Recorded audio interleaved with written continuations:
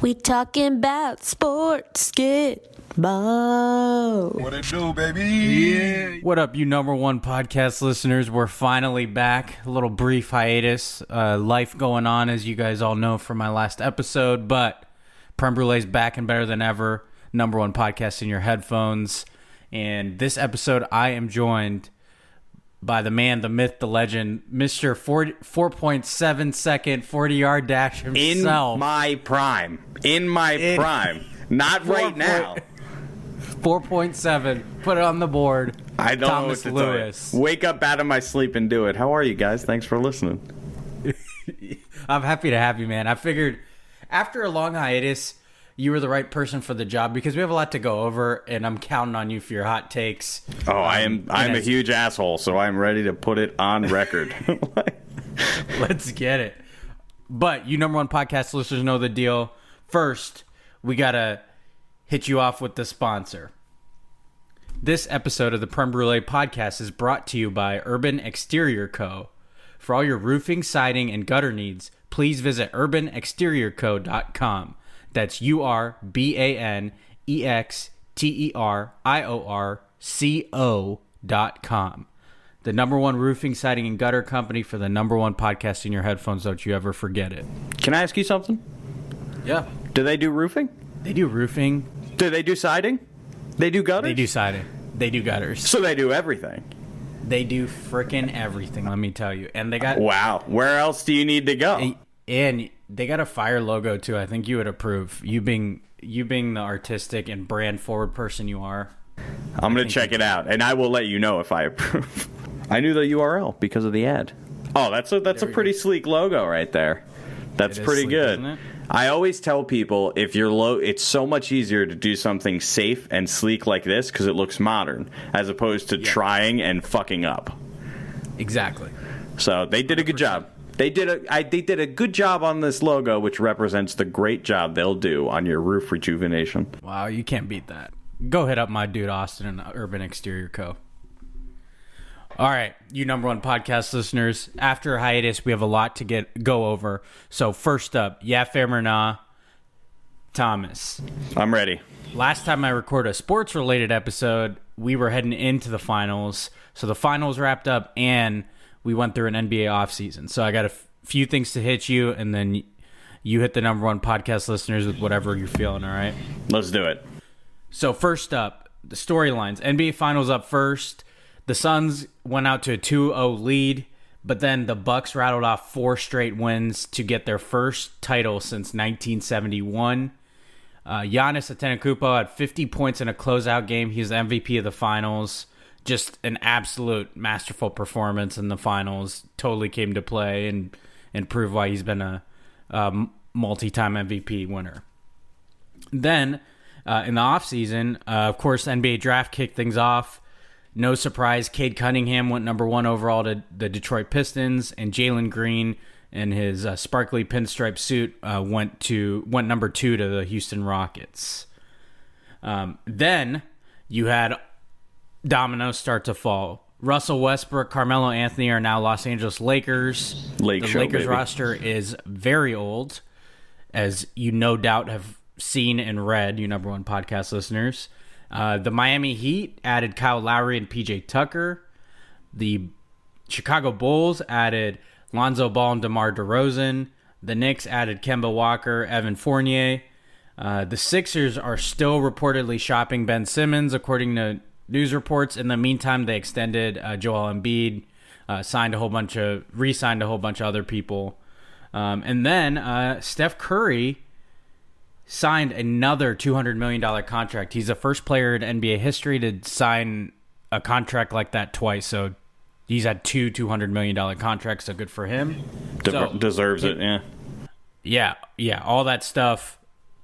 Give me a yeah, fam or nah. Focus on a couple of things that catch your ears. All right, I can do this really quick. The Suns were They're a nah. They were never going to win that title. I think that they were a really good team that got lucky on their way to the path, and it caught up to them. Giannis played exactly like how he's the greatest player in the world right now, so that's a yeah. Cade Cunningham to Detroit, Jalen Green to Houston, and the whole NBA draft. Everyone came out pretty well in the draft. There wasn't like a weirdo pick out of left field, which I guess Davion Mitchell for the Kings was a little odd, but other than that, everything. then he balled out in the summer league for and them. He's got the best nickname of all time, I think. Actually, this might be my favorite. What's his nickname? Night Off, as in when he defends you, you take the night off. That's A+. Yeah, that's. I hate when rookies come in with nicknames, but that's amazing. I hate it for him because he's going to get forgotten in Sacramento, but yeah, I do love the nickname. I loved Westbrook and Melo to the Lakers. I actually think Anthony Davis is young enough to carry that team. People forget that just because they think LeBron's carrying the team. I think it's more about surrounding Anthony Davis with winners. Anthony Data Davis, because the guy's always in street clothes. We call him Tony. That's good. These That's parts. fine too. Kyle Lowry is a fucking bum. The Heat suck. I think Jimmy Butler's is wildly overrated, and he's robbed a couple teams. The Bulls adding Lonzo's cool. I actually love Lonzo. I'm a big guy, big ball brother guy there. Knicks basically got Kemba Walker because no one else in the league wants him. Kemba Walker was quite literally just a cash acquisition for them. It'll be big for New York. Like, people are going to eat that, right? Yeah, he's broken down, though. He just doesn't have it anymore. Nobody wants Ben Simmons anymore because he's an asshole. It's not even so much that he's like, he can't shoot and he's like a liability in the playoffs. He's just like, I have never spent 1 second with Ben Simmons, and I just know I'm fucking cooler than this guy. And he's like a young millionaire who could pulling Jenner sisters anytime he wants, and I just know I'm cooler than him. And Steph Curry deserves it because he's the face of the league at the time the league fucking exploded. Because when in like 2013, when LeBron was on the Heat, that was when the NBA was like starting to get huge. Like, it was obviously always big. It was huge with Kobe and Shaq, but like it started being, now I feel like I see basketball everywhere. Like, everyone is a basketball fan, and Curry, I think, has been a huge part of that, because with these long threes coming in, anyone can go to the park and like shoot long threes, and it's like, cool, you want to play like those guys, you know what I mean? Not everyone can be fucking LeBron James and like be a 6'9" demigod. Like, that's just, so I think Curry's like a good face for that league, and he well deserves it. Yeah, I think I've heard multiple people say this, like with kids and stuff, and who are coaching. It's like, now kids are just trying to pull up long range for three because they see Steph Curry do it, and he represented such a huge shift. And anyone could see them, like you said, anyone could see themselves as Steph Curry, because he's just like, average height even for a regular adult, maybe above average, right? Like 6 feet tall. Yeah. Pretty skinny, nothing. If you saw him and didn't know it was Steph Curry, you wouldn't think twice about it. But it's totally different. Yeah, I could go. LeBron James looks like an alien. Like, if an alien came down and saw me and LeBron James standing next to each other, they'd be like, "These guys aren't the same fucking race," and I'd be like, "Yeah, we are." Or like someone already called dibs. There's already aliens here, if that's possible.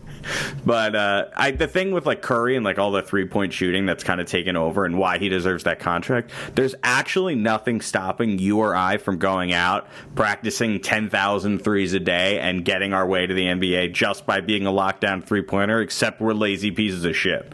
Like, that's the only thing that stands between us and like I could go become a kicker in the NFL right now, because your age doesn't really matter. It's the wear and tear on those muscles. I could practice every day for weeks or months or years or whatever and be an NFL kicker. I just literally am a lazy piece of shit. But that's why I think Curry deserves it, because he's like a true... He's like an everyman of the league, as nice and perfect as LeBron is. And like, when LeBron dies, I really hope a bunch of skeletons come out of his closet, because like, it makes me feel terrible that he's that perfect of a person. But he's unattainable. Where Curry feels like Curry feels like you're hanging out with him, and LeBron, you're just like in awe. You know what I mean? Yep, for sure. All right, we had to cover this a little bit. The Olympics got delayed a year. We all got it over summer. you a Yeah fam or not? Did you watch a lot? Are you interested in the Olympics? I love the Olympics, but right. I did not watch a lot this year because the timing threw me all the way off. It felt weird. The whole thing just and I was like, the stuff I couldn't watch live, and I had no interest in watching afterwards. If that makes sense. See, I said the same thing. So like, yeah, my wife is really into watching the Olympics, and a lot of people are, right? Yeah, it's and great. I like, for what it's worth, I like the Summer Olympics much more than I like the Winter Olympics. So I will watch. But it does suck knowing, like, I could just look up the result of what I'm watching. And then also, it's not even looking it up. If I can't wake up and not see if something crazy happened because of my phone. And we all get the notifications, right? Yeah, Like, there's no way we weren't going to find out what happens. And then they're trying to put it in prime time as if we don't know. Like, you're trying to build suspense here, NBC. And then they made it, like, ridiculously hard to find the streaming because they tried to put everything on Peacock. It was like a whole mess. I felt. I have Peacock and I still didn't watch it, so that should really tell you that. And I like the Olympics. Like Julie and I watched the Olympics the last time, and they're great. Like I love watching the Olympics, but it's fascinating. Waking up, and I love all the weird ass sports they do, but waking up. And like I'm like, oh cool, we won gold, and then it's like, oh, it's on at 8 tonight. Why would I fucking watch? Yeah, like, I already know what happened. It's like rewatching an old Super Bowl. Like, why would I ever have any interest in that? 100%. Well, I can't relate to that, but yeah. What do you watch, the old Cowboys Super Bowls? I mean, I've seen them before, but it's like I really want one in my lifetime. Then maybe I would rewatch like a more recent one that I actually. If I watched one live, I could rewatch it, but I couldn't watch one knowing I know like the result already. For the first time. I'm with you there. Yeah, I'd say like overall I'm a yeah fam in the Olympics, but these particular Olympics, kind of a nod because of the time zone difference and all the things we brought up, but I'm really into all the different sports. It's cool to be able to like, I feel like every 4 years get a refresher on like, what am I watching here? Like they're doing synchronized dive. They all look great, and then the commentator's like, "Oh, that was a bad one." You see the little extra splash, or this person's toes weren't pointed. It's fascinating to me. I know. I love the commentators that talk shit when they're like, some guy throws like a fucking shot put 200 yards, and he's like, "Ooh, not a great showing." I'm like, that guy just pulled like the principal from Matilda and yeeted that ball like it had ponytails and spun it around and threw it, and you're like, "Ooh, not a great showing." And I'm like, I'm at home and I like always take the sides of the commentators too. I'm always like, "Yeah, what the fuck's up with that one? Like, come on, you're letting Holland down right now. This is insane." The other thing worth noting, I did make sure to catch the like skateboarding, because skateboarding is brand new to the Olympics. It's kind of cool to see, and I thought it was cool that NBC actually invested in, like, they had Tony Hawk there. That's who you'd want to ask questions about, and then they had Michael Phelps for all the swimming relays and the individual races. Like, thought that was smart by them. Yeah, Michael Phelps, the greatest Olympian ever, and Tony Hawk, the greatest skateboarder ever. So honestly, that's just a good call. Did you see Tony Hawk just put his blood in like the paint of skateboards? Okay, so I actually drink that water like it's liquid death, and when you buy it, you have to sign like a PDF selling them your soul when you do it. So I'm dead serious. Yeah. So when you buy the water, you have to sell like they're like, this is a legal document. We own your soul. So like you have to actually legally sell your quote unquote soul to this company. So when I got this email, I was like, oh, this is sick. Like, no one drinks this fucking water. I'm going to buy this skateboard and sell it for way more, you know, because people will be like, what the fuck? This is an insane thing. How did you hear about it? It was $500 for the skateboard. And I was just like, oh my God, these people beg me to buy a case of their water. And then they have the audacity to try to sell me a $500 skateboard. And I like the blood. After they already took your soul. Yeah, they literally own my soul. Give me the fucking skateboard. Wow. But that's intense. Lil Nas X did it with the shoe. I love this shit because I think art, like high art, is like fucking weird. Like high art should always cause controversy. There's no, it's not like Banksy, in my opinion, is not high art because no one's like, Banksy fucking sucks. You know what I mean? Yeah. So, right. but like, it should be controversial. Yeah, that's what art's like whole purpose of life is to get people to discuss things. I dig it. Okay. Let's move over to the NFL. Obviously, we'll get to some specifics of the NFL later, but NFL preseason almost wrapping up. It's, of course, now 3 games instead of 4. I wanted to get your quick yeah, fam, or not. Yeah, fam, or not to preseason headlines not meaning a thing. So, in other words, if you're a yeah, fam, you're saying let's wait for the regular season. If you're nah, you think that there's some credence to headlines in the preseason. On-field stuff, yeah, fam, doesn't fucking matter. But off-field stuff, that shit matters.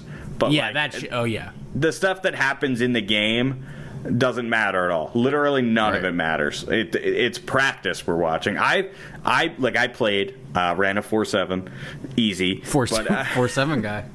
But I played, and like there would be plays where my coach would straight up say like, I'm going to try to get you to throw a pick this play. You're not allowed to leave the pocket.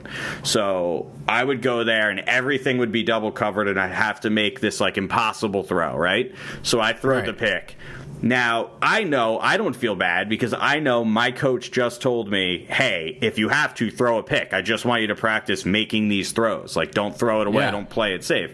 But the fucking reporter on the sideline doesn't know that Joe Judge is saying that to Daniel Jones or Arthur Smith saying that to Felipe Franks or any of that shit. Or, Matt Nagy saying it to Justin Fields. So what I'm saying... I can't believe you put out Felipe Franks, by the way. I'm just naming the greats. But... I'm just saying, like, we don't know.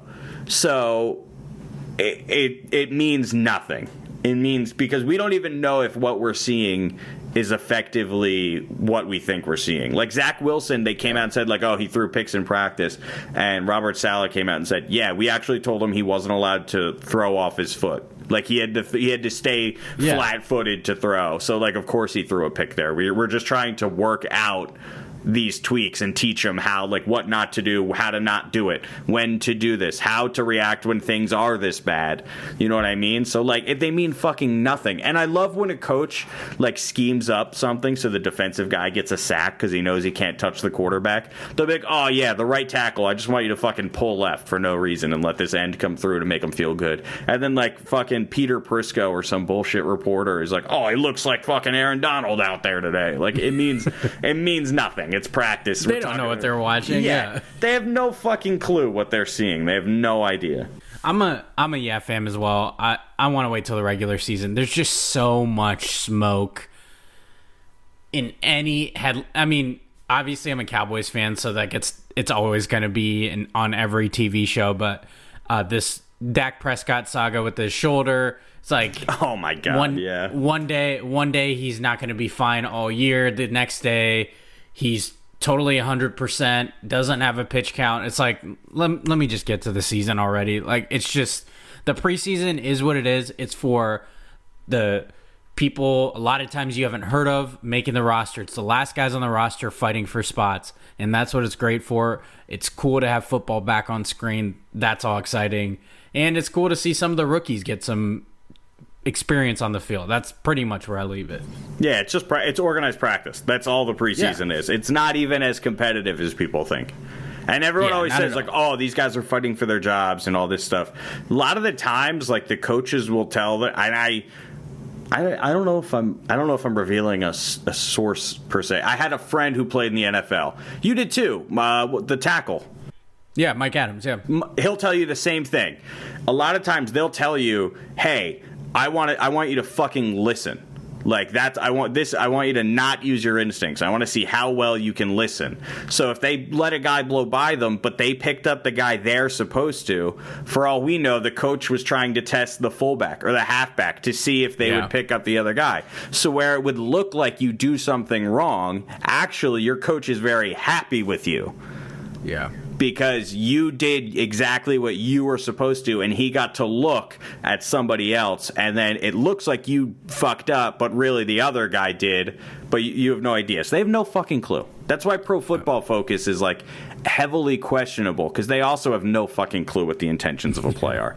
Yeah, they're not in those meeting rooms, or especially the coach schedule or whatever they're telling the players, for sure. Yeah, they have no fucking clue. Last but not least, the major headline I wanted to go over was name, image, likeness in college sports. So NIL is what you'll see it as, probably already have seen it as. College athletes can now profit off their name, image, and likeness, and players have already started to capitalize. I know there has been, I think Derek King for the Miami has already profited big off of it. One of the big examples here in Columbus was 5-star recruit Quinn Ewers deciding to skip his senior high school season and enroll early at Ohio State so that he could start earning endorsement money. Smart. So he's originally from Texas. The state of Texas did not allow their high school athletes to do that, so he said, I'm going to graduate early and enroll early at Ohio State. So here he is and able to profit off himself and his mullet and his rocket arm. So he's the latest example of that. So all that being said, I think I've talked about this a ton on this podcast that I'm 100% for people profiting off of themselves. Everybody should be. If anybody says no, don't bring them back. Yeah. I mean, college sports is a huge empire. They're still making money. There's no reason the players shouldn't get all that. It's their own likeness. It's not even the school's likeness. I just don't understand. Like, I think I brought it up. It is the idea that you couldn't profit off your own self is ridiculous. Anyway, the preacher to the choir. Bananas. But I wanted your fam or not. Now that the rules have changed, should previously penalized players, obviously everybody focused on the Reggie Bush example, the Tattoo 5 at Ohio State. Should those players be given their accolades and accomplishments back? Okay, I'm torn. I'm going to say no, they shouldn't be giving them back. But with the thing, they never should have had them taken away in the first place. Yeah. The only reason I don't want them given back is because it was a rule at the time and they broke it. And I'm going to segue this off into something. If someone's in jail for weed right now, they should be let out. I know that's hypocritical, and I know I'm saying two different things, but I think that someone is still serving time of their life in jail is different than Reggie Bush losing his Heisman when literally everyone in the world knows Reggie Bush won his Heisman. No one thinks of Reggie Bush as not a Heisman winner. So like he physically just doesn't have the trophy. He's actually probably more famous as a Heisman because he lost it than he would be if he just fucking won it and didn't touch him. So I kind of dig that point. I don't disagree there. If you say Heisman winner, people will think Reggie Bush. Immediately, that's one of the first names that come to their brain. And one other thing, and I'm going to put on record on the podcast, and I've only said this about one other player before. Patrick Mahomes, the only guy I've said this before, I guarantee Quinn Ewers wins a Super Bowl on his rookie contract. What it do, baby? Wow. I guarantee it. And I'm willing to say he's definitely going to go top 5 in the draft. I could see it, man. He's getting some gnarly comparisons, and Ohio State named C.J. Stroud their starting quarterback. Quinn arrived on campus 3 days before camp or something. So this season was already a wash. It just enables him to start his process of earning dough, which is great. But I would be very surprised if that job isn't his for next season. Yeah, and he's gonna. There's a chance it might be his this season, depending on how it goes. Because I'm not a believer in the. Yeah, I'm not a believer in the rest of the quarterbacks on that roster. Yeah. I mean, Ohio State fans hope not, but we shall see. Hey, I like Ohio State, so go Buckeyes. Go Bucks, baby. Coming soon. All right. That wraps up Yeah Fam or Nah. We had a lot to cover. That was pretty solid. We did a good job of catching up here. But you number one podcast listeners, you already know what time it is. Let's hit that intro, baby. I'm petty as hell. And I'm super petty. Here we Petty Le Pew. go. That's right. It is time for You Played Yourself. Just like the headlines, we have a lot to catch up on. First up, You Played Yourself. This goes without saying. Suns and 4 guy, officially done.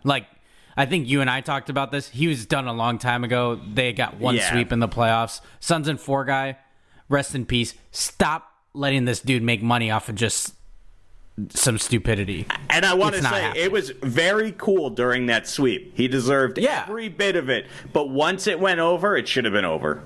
Yeah, it's done. people buying shirts. It's like, come on, give me a break here. If anyone buys a Suns in 4 shirt from now on until perpetuity, I'm gonna kick your ass. I'm gonna find you. If just like Suns in 4 guy did to those Nuggets fans. I'm gonna ask for a receipt. Go through your phone. I don't need a physical one. I know you have a shipping receipt in there. It'll tell me the date. We'll figure it out. Oh, and another like bonus, you played yourself. It led right into the Bucks doing Bucks and 6. So you played yourself which is even so more. funny. Yeah, double. You played yourself. Don't ever play yourself. Staying in the NBA, we had to do it to him. Dennis Schroeder. This man turned down reportedly a 4-year, $84 million contract during the season. This past season, he was with LA. It only led to him starting to suck. And then he ended up this offseason signing a veteran minimum 1-year, $5.9 million deal with the Boston Celtics. That's tough. To quote him himself, that's tough. It's tough. Not only that, by the way, he didn't just turn down that Lakers contract. They offered him that contract, and he stopped negotiating. He didn't even say no. He was just like... Like, he was that insulted, like, we're not even in the same ballpark. Yeah, he was like, we're not even in the same ballpark. So it's not even like he thought he was close to that. He never even came back at them with another offer. He wasn't even like, how about 4 for 95? You know what I mean? He literally was like, we're not even fucking close. So I'm loving it. I'm reveling in it. It's like, it's insane. Yeah, so I saw this like on Twitter. You know, everybody wants to be a contrarian, like, oh, let's not pour it on. Okay, people are questioning how you make fun of someone earning nearly $6 million. Yeah, I get it. $6 million more than I'll ever see. But just let me put it in perspective for you all. It'd be like as if us regular folk turned down a $70,000 salary and then ended up with under $5,000 instead. Just like, let's put it in our layman's terms, like in our broke terms. You turn down a year's worth of salary, $70,000. Instead, you end up with less than $5,000. Effectively, would you rather be upper middle class in Los Angeles or poor in Boston? So, like, the guy fucked up. Like, I don't know. There's no way to even come out and say it. He just completely misplayed his hand. That's horrible. This is one of the funniest things I've ever seen in contracts, though. This is funnier than Latrell Sprewell saying he, like, has to feed his kids. Like, oh, I can't only make millions of dollars. I have to feed my kids.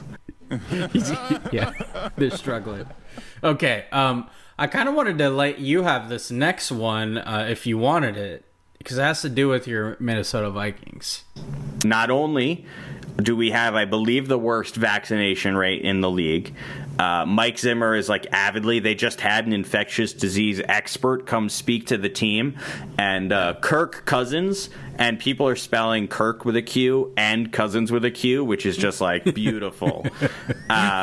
He's like this piece of shit, and he's poisoning the other players, and Dalvin Cook's not vaccinated. Adam Thielen's not vaccinated. There's so many guys. It's fucking insane, and it's horrible, honestly. And for what it's worth, I truly, truly think that Mike Zimmer, who never wanted Kirk Cousins in the first place, should fucking bench him.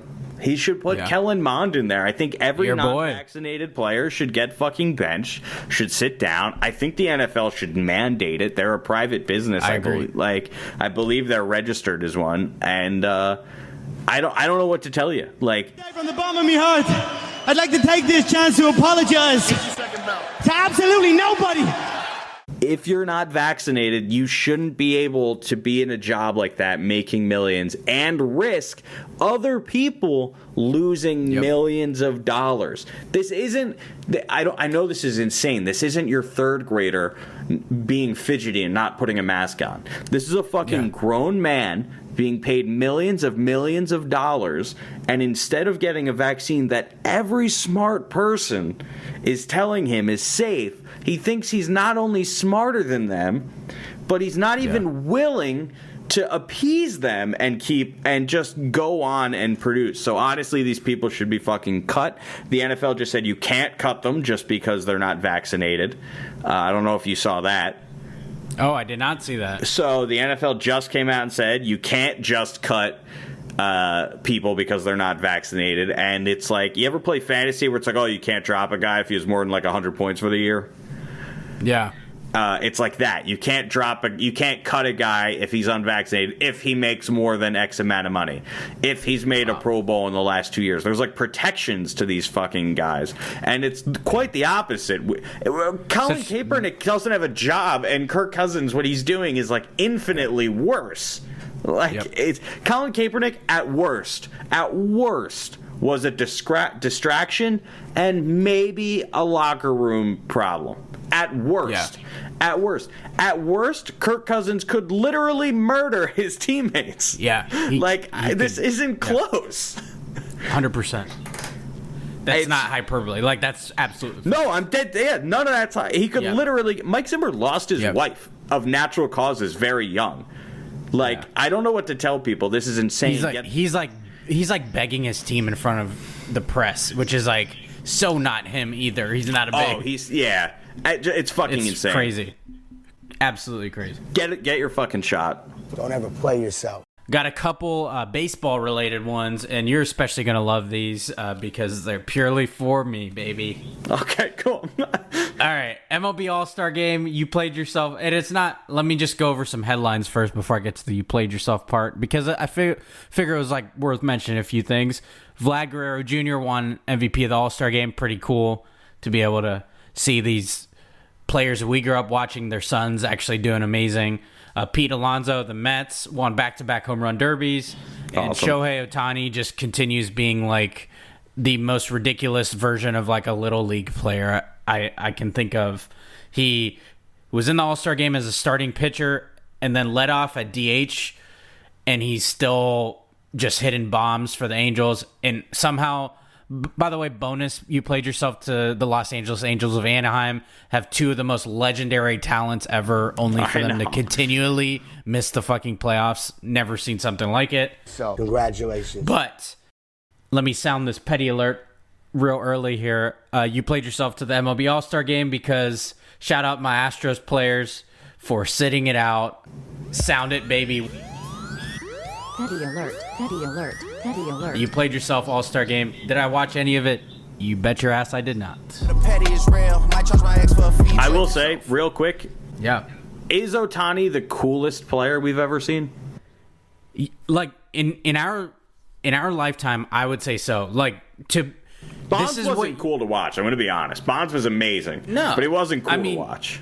No, because he would have been cool to watch if you combined what he was earlier in his career with later in his career, I would say. And he was getting walked all the time. All the time. Yeah, exactly. Like, as far as, like, exciting seasons, the Maguire-Sosa home run...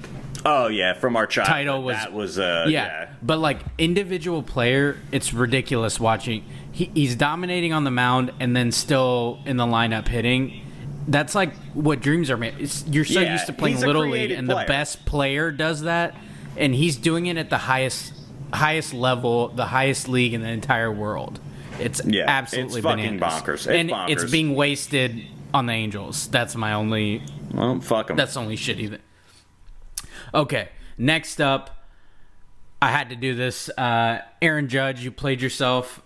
This was a little while back, but he made a gesture referencing the alleged buzzer used by the Astros in 2017, the World Series champions Houston Astros, which was proven to be false, by the way. But then God.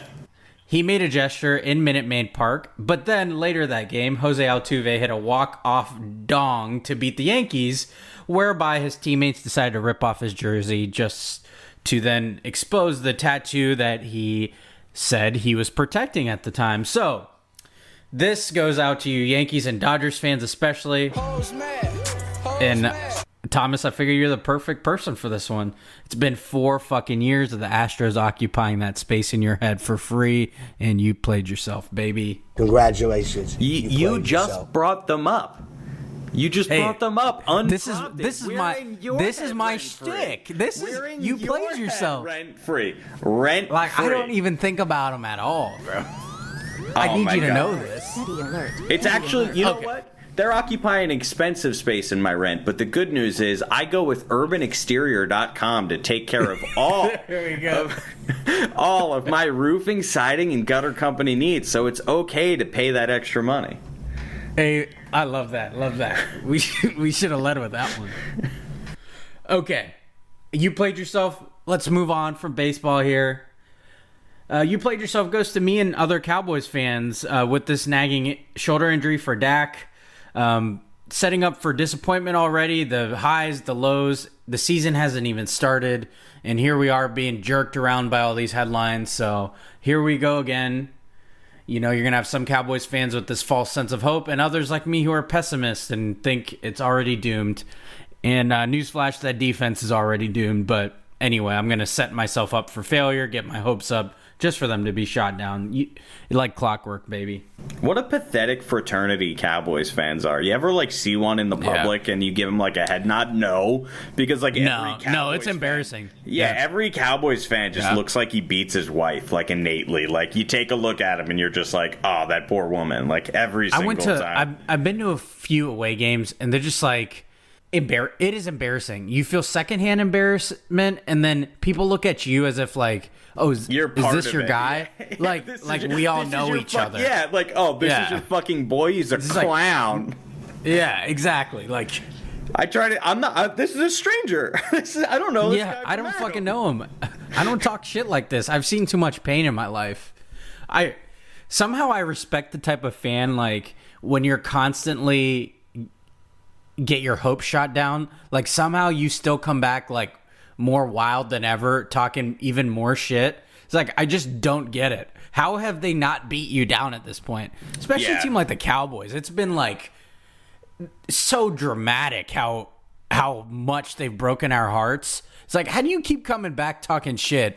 Just like, take it. That's all I say about it. Some of these teams really just fucking get you, and I feel like the Cowboys the last 30 years have really been one of those teams that you're just like, fucking, I gotta stop hoping, man. Oh my god, I tell myself every year, and then somehow something happens. Like usually the division ends up sucking. Yeah. You're like, oh, the Birds don't look too strong this year. We got a chance. Yeah, the year Tony Romo broke his collarbone twice. Like, the Cowboys only had, I think they finished with 4 wins, but they had a chance to win the division that year. Even with, like, I think they could have, there was a scenario where they could have finished with 6 wins and won the division, just the way it worked out. Who was leading that? And was that Kyle Orton? Was the backup? Yeah, they had to put a Kyle Orton. Oh my god. I distinctly remember Romo came back early, and it was like, I think it was Thanksgiving where he had the second collarbone injury. I was like, oh wow, this is like the opposite of gathering family around. Like you get to see Premal yell at the TV again and be depressed because his quarterback went down for a second time in the season. And what a nice guy, Tony Romo. I know. That's my quarterback right there. It's my quarterback. Okay, got a few more before we wrap up. You played yourself. First up, I know we talked about NIL, but any chance I can get to add this person you played yourself. It's like this guy, King Snake, Kevin Durant. Those are like the two. Oh, and Draymond the Woat Green. Those are like probably 3 out of the 4 of the Mount Rushmore that I would add any time on You Played Yourself. And that is Dabo Swinney, head coach of Clemson. So, Dabo, everybody kept these receipts, but 4 years ago he said, quote, "But as far as paying players, professionalizing college athletes, that's where you lose me. I'll go do something else because there's enough entitlement in this world as it is. I've always said I'm against the professionalism of college athletics and the devaluing of education. That's what I've always said. If we professionalize college, we might as well coach the pros." End quote. What a loser. So I am not, in fact, reporting that Dabo is the former coach of Clemson, like if he kept his word, but I am, in fact, reporting that he fucking played himself. Sources. He's a fucking loser. He really is such a loser. He's the biggest loser. I'm glad it's not just my, like, sour grapes of a fanhood coming into play with Dabo. I just don't fucking like the guy. Yeah, and Clemson Twitter is hilarious. I once tweeted after the Notre Dame game when the kid DJ was playing because Trevor had to sit because of COVID. Yeah. I tweeted, I was like, oh, he's like not good enough to win this game. And everyone was like, yes, he is. I'm like, they fucking lost. I don't know what to They tell lost. you. In no world was he good enough to win, because if he was, they would have won. They would have won, yeah. They're like, I don't know. oh, it was the defense that let him down. I'm like, guess what? He just needed to throw one more touchdown then. Like, I don't know what to tell you. He wasn't good enough to win the game. And they were like, you're a fucking loser. And some kid DM'd me. He was like, oh, Notre Dame didn't make the championship. I'm like, wait a second. You guys got your shit kicked in too by Ohio State. What am I missing? And they're fucking that whole. Shout out Tom Gironda, total piece of shit. But Clemson is just full of losers. We love Tom, but we hate Clemson and we hate Dabo. All right, last couple. This happened recently. I had to throw it in there. Isaiah McKenzie, he's a wide receiver for the Buffalo Bills, subscribing to the school of Cole Beasley, the freaking idiot. Isaiah McKenzie took to Twitter and posted a letter that the NFL sent him, notifying him of a fine for not properly wearing his mask multiple times. He got fined $14,650 for failing to wear his mask properly. In the letter he posts, it states that he is unvaccinated. Which seems to be, unfortunately, quite the fucking trend in the Buffalo Bills wide receiver room. Diggs too. So you played yourself. I can't imagine, one, listening to Cole Beasley, and then two, still listening to him after he had his press conference where he tried to sound smart but never said anything of value. He has never once tweeted or said in person anything in value. And then Isaiah McKenzie has the audacity to expect Twitter to feel bad that he got fined $14,000. Like, the fucking vaccine is free and a mask is $2. I get a vaccine once a week as a prank. You know, I'm just trying to get my Wi-Fi up. What are we doing? Like, not only you talked about the Vikings. It's literally life and death. It's not hyperbole to say that. One. No. Yeah. Two. Never mind that. Like, read the fucking room. You are an NFL athlete complaining about a fine for you not being responsible. I just can't imagine a world where you thought people were going to be on your side on Twitter. Do you know how he got caught? How? So, he got caught by an NFL official who just got done, like, giving them a speech on proper mask-wearing mandates. No fucking way. I'm dead serious. He wasn't caught on film or anything. He was literally physically seen by the guy who was there to remind them of the protocols. Like, you literally can't make that up. You can't make that up. Like, I mean, obviously you can, because, like, Hollywood wrote iRobot, so, like, they could probably feasibly come up with this. But we would laugh. If this was a storyline, we'd be like, that's not believable. Like, this is insane. The only saving grace about this is Cole Beasley and Isaiah McKenzie have now been fined, so they're essentially, like, it's strike one, and they could... If they do this again, they're on a short leash. Like, they could be suspended for games. It could get up to that. So. I honestly, at this point in my life, I just hope they fucking get COVID. Like, I hope they get COVID. I hope they isolate. I hope that no one else gets affected, and I hope they're at home miserable for a week, and then I want to see them come back. So I want them to recover. I don't want anyone to die. Yeah. I want them to recover, and then I want them to again say that it was nothing. And if they do, we should just beat the shit out of them. Wasn't there, I think there was a Bills player, it was some defense lineman that was vaccinated and he still got COVID, but talked like in detail about how he was thankful he got he wasn't fully vaccinated. He was like a couple days away from being fully vaccinated, like the 2 weeks post second shot, and he got it. But he's still so thankful he got it because it helped minimize symptoms, and he was the reason he was standing there. So I just can't imagine having an example like that and then still ignoring it. It's self-centered and then being fined, and that doesn't get to you. And then you think people are going to feel bad for you, so you post your fucking fine. And his email on Twitter. And his email, yeah. I've been signing up for like insurance all day for him. Yeah. Sign him up for everything. Yeah, all your promotional emails go to Isaiah I think it's Isaiah McKenzie 16 at gmail.com for what it's worth. That's what I use for everything now. That's my new spam email forever. Sign it all up. Petty alert. Petty alert. Petty Okay. alert. I've been adding one non-sports you played yourself for each episode, just because I don't know why I have these. Well, I guess I do know why. I mean, I have a whole section called "You Played Yourself," so it fits. It makes sense. My non-sports you played yourself. For once and for all, please, can y'all stop using that goddamn Comic Sans font on Instagram posts? Just stop using it in general. Like, this dude, go Bucks, but Michael Thomas was trying to, he's dramatic about everything, but he was trying to say something serious on his IG story. I couldn't even read it seriously because it was in Comic Sans. Just fucking stop. If your Instagram post default to that font, that means you've used it in the past, so use a different one time, and your next post will show up on a better font. So there you have it. You played yourself. Sports, non-sports, everything in between. You got anything to say about Comic Sans? You're actually in graphics. Like, you have to hate it too, right? Oh, I mean, it's such a terrible font. It almost makes circles in my brain from going to being horrible to being funny that people are using it. It's like so on the nose. But overall, I actually think people kind of underuse fonts. Literally just knowing good fonts can make you a very artistic and creative person. It's like 90% of the job. But you do your art now for every Prem Brulee thing you do. Isn't literally like 90% of it just having a nice font, and you're like, oh, cool, I can type anything, and guess what? It now looks good. It looks fucking cool, man. That's what I'm saying. It's just a cool font, and Comic Sans is not a cool font.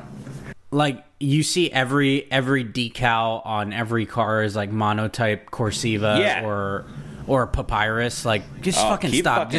Keep fucking talking fonts to me. I'm into it. Dude, just go find a new font. Like, there are free ones out there that look pretty fucking sweet. Yeah, it's not very hard. You could just Google Avenir, Avenir, free, and guess what? You got it, baby. You can download it. The internet ain't that scary. Just click the link. It's beautiful. It looks so good on everything. You never have to use Comic Sans again a day in your life. Amen.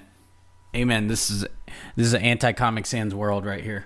Oh yeah, I'm in. So, all right, time for who you got and what you feeling. In the last sports episode, I talked with my cousin a few NBA picks.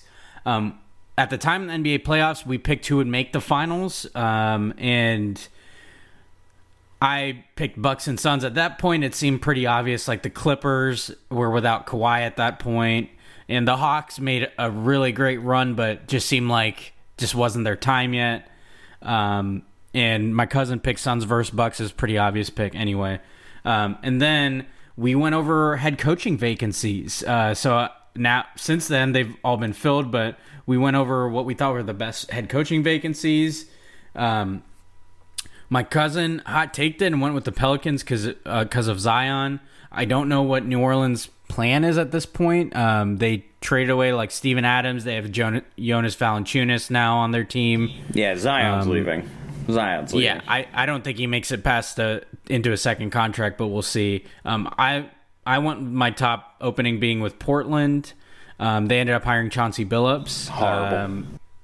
Yeah, I thought that job was going to go to Becky Hammon, and I thought that would have been a really, really good hire for them. But that doesn't change that I felt like that and probably Dallas, just solely because of Luka Doncic, were the kind of the two best openings.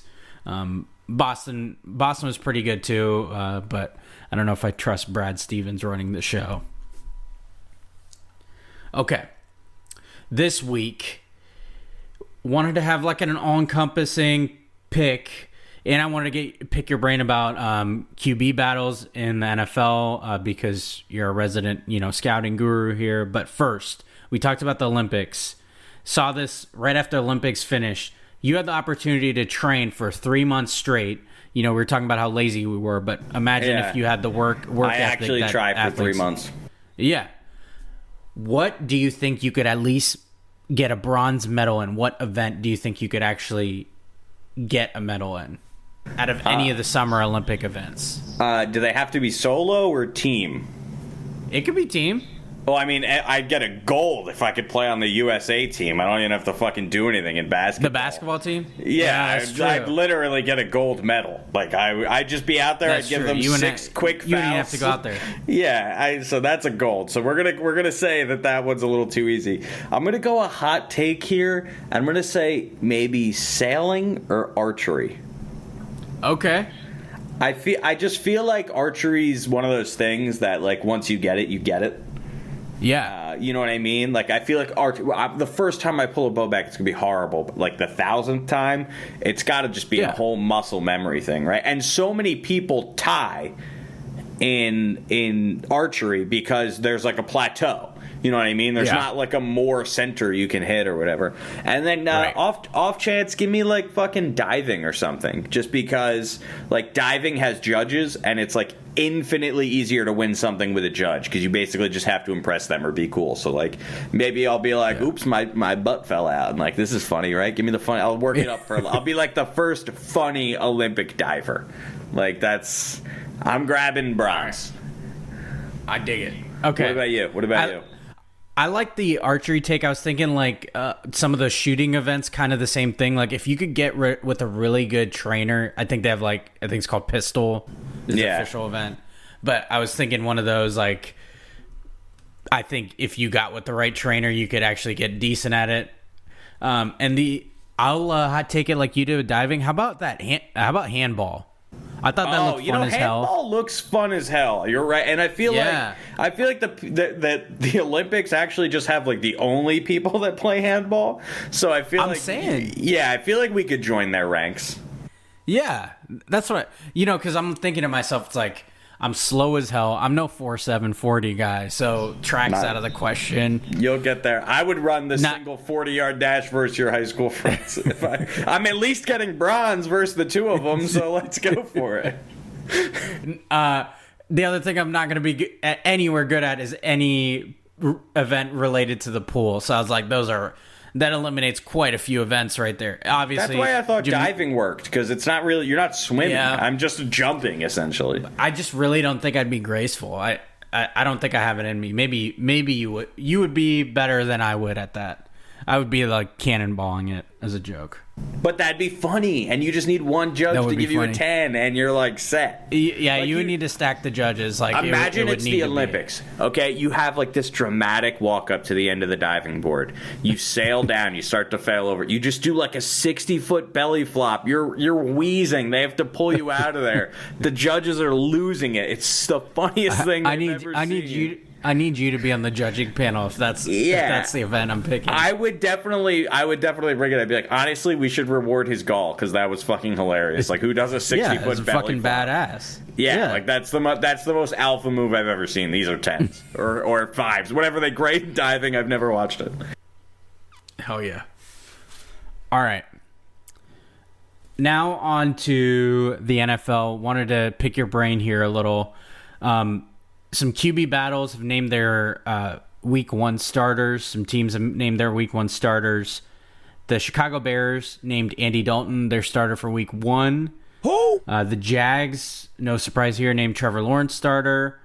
The Broncos named Teddy Bridgewater starter over Drew Lock. And the Patriots haven't named one yet. It is between Cam Newton and Mac Jones.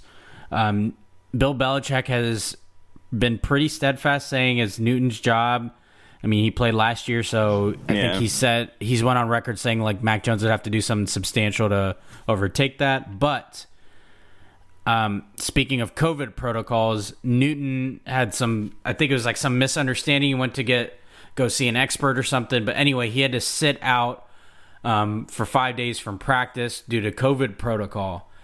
5 crucial days of practice, obviously, because Mac Jones got to take first team reps. So that'll make things a little interesting. Get a little gray depending on what you think of preseason headlines. We're not going to hear shit from Bill Belichick about it though. Do you have any problems with these starters? I don't have. What were you gonna say? Oh, I'm gonna say. Let me just get it out of the way. You already know it's Justin Fields' season around here, so I don't have a problem. So I have no problem with the Jags naming Lawrence starter. When you take somebody first overall, they really shouldn't be able to sit. Yeah, 100%. Broncos naming Teddy Bridgewater over Drew Lock is just bona fide insanity, because if they weren't all in on Drew Lock, they should have drafted one of the they should have just drafted Justin Fields. It's just insane. It's just Bridgewater might be the better quarterback, but if they weren't all in on Drew Lock, it just looks fucking terrible. The only reason I don't have an issue with Dalton over Fields is Fields actually probably isn't ready. He's definitely the better quarterback, athlete, anything you want to say, but in terms of like the first, people forget I think the first 2 weeks of the NFL are actually the hardest lines to hit on Vegas, because shit's kind of wacky. Nobody really knows. Like, there's so many plays where somebody just doesn't know the playbook yet. There's so many plays where someone's just like out of sync. So if you're going to try, starters haven't played all preseason either. So if you're going to win those games early, which are every game's a 50-50 game the first 2 weeks of the year. Like, almost every single. There's some that are 60-40 if the talent's just that crazy. But I do think Andy Dalton is less likely to make less mistakes, or more. What? He will make less mistakes. He's less prone to mistakes immediately than Justin Fields. I know you're more of an expert, but you're wrong. So I like Justin Fields, and people forget the only thing Justin Fields can't do is read a defense properly, which is fine, because guess what? It literally hasn't been his job until today. Like, it hasn't been his job until 3-4 months ago. You know what I mean? Yeah. So, like, if he's going to be great once he gets all that stuff down. It's just a matter of getting it down. That's the only difference. The only thing that sets him and Trevor Lawrence apart is Trevor Lawrence already knows how to read a defense. So, hypothetically, he's going to learn more than Justin Fields over time because he has a head start. That's why guys like Russell Wilson are crazy, because they jump that gap. You know what I mean? Yeah. They caught up to all the guys who did know more than them. And Justin Fields can absolutely do that. So I'm not saying Justin Fields isn't the better quarterback or worthy of starting. I just understand for week one why they're starting Andy Dalton. Time will tell here. For what it's worth, do you have a pick or, well, I don't know if these are the same answer, but a pick for who will start week one for the Patriots and who you think should start for the Patriots week one? Cam will start. I think it should be Mac Jones. Okay. I think it will be Cam, and I think it should be Cam, because at least see what he can do with actually a full roster. The Patriots by far were hit the most by people opting out. So totally fair. My thing there is they pretty much know Cam's not the future already, so you might as well. Clearly, yeah. I don't think that team's even Super Bowl ready. So no. That's where I'm at. Like, the Bears are competing. The Bears think they might win a Super Bowl this year. The Patriots, they have a great defense, so that's a great equalizer. We'll see. We'll see what happens. But I would start Mac Jones just because I think cerebrally he is already there. All right. Okay. From your estimation, which rookie quarterback has looked the most impressive so far? And a bonus, which rookie quarterback do you think ends up with the best season?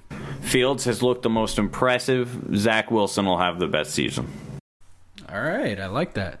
Yeah, Wilson's just in a really good opportunity. I think that Jets offense is more talented than people think it is. And I think preseason, and again, preseason doesn't matter, but like, if what you're wanting a quarterback is like this new kind of hybrid where the guys he can run and move and throw and everything, who's had the most plays that makes you think, holy fuck, that was great? It's Justin Fields. Yeah. I like that Wilson pick, and it'll be interesting to see what they do, because I feel like the Jets' lines look pretty good in the preseason. Obviously, it's preseason, right? Well, Becton's a stud. Becton's like a legitimate. He's one of the three best tackles in the NFL. It looks, speaking of created players, it looks ridiculous out there with him throwing blocks. Yeah. Oh, he's insane. Yeah, he's like a spitting image of Jonathan Ogden. So it's like, it's just nuts that we get it again. I'm going to go, you already know. So I like your Wilson pick for sure, but in the interest of being different and then also being predictable, I'm going to go with Fields for both answers. My guy Justin Fields, and replace that I with a 1, baby. You already know the vibes.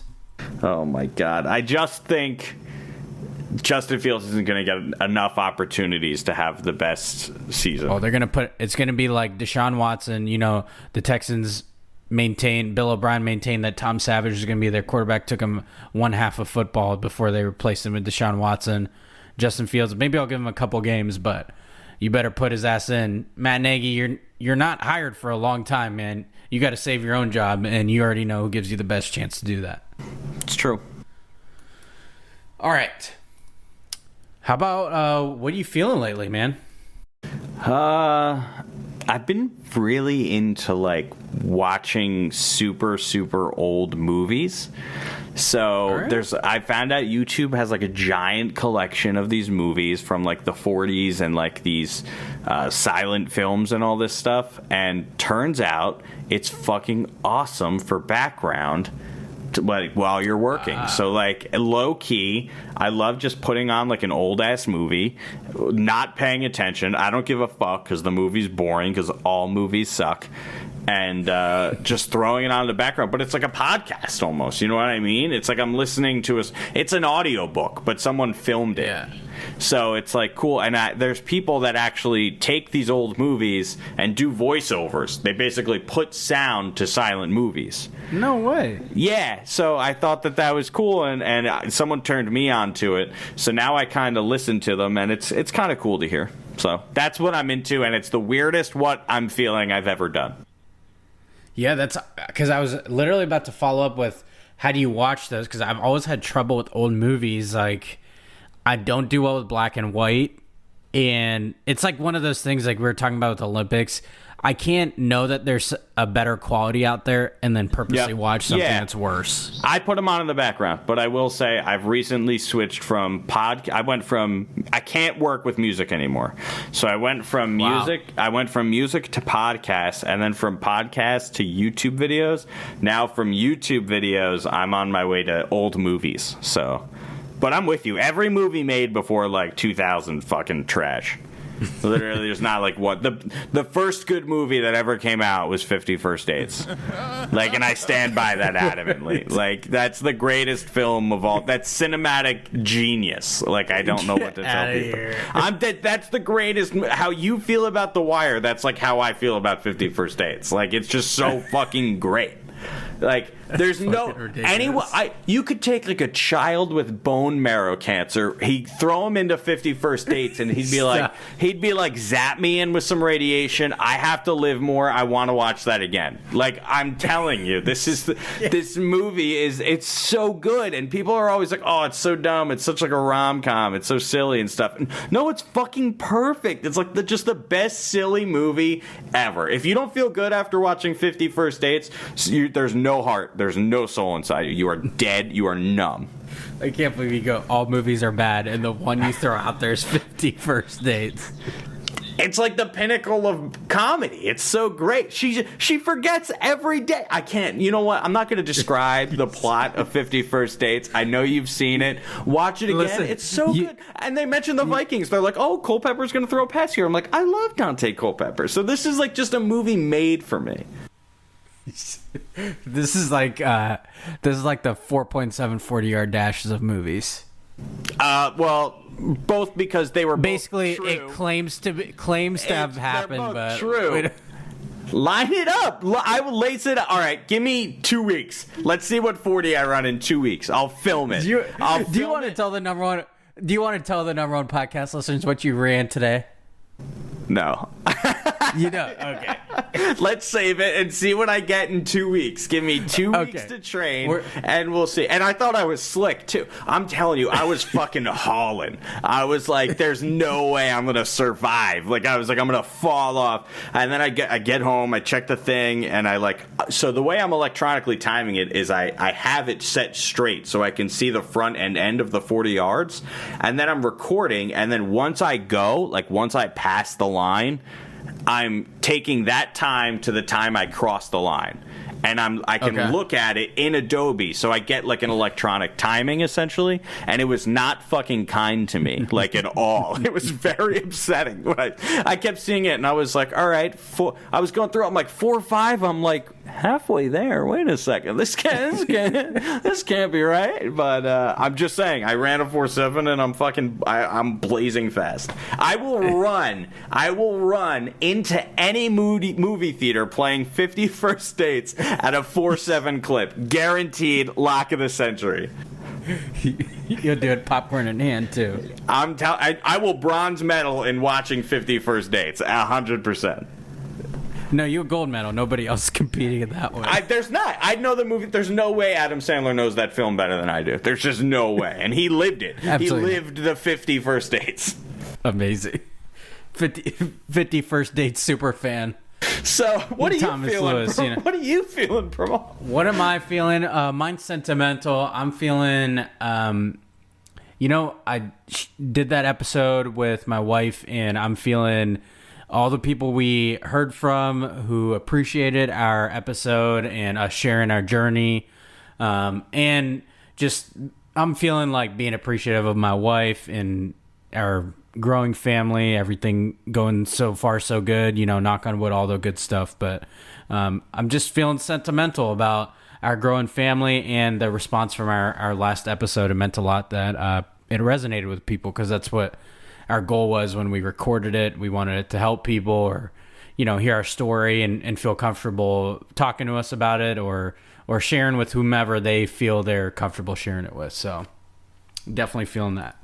Yeah. Your kid's beautiful, wife's great, but have you seen 50 First Dates? Because I feel like if you have, this would be what you're feeling.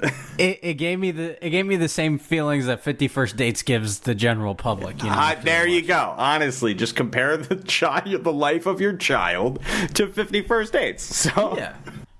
Hopefully gives that rom-com feel to it, Whenever that kid comes out, I'm gonna make it watch 50 First Dates. That's Uncle Thomas is gonna come over and make it watch 50 First Dates. Baby's gonna come back and be like, Uncle Thomas keeps making me watch this movie. I think terrible movie.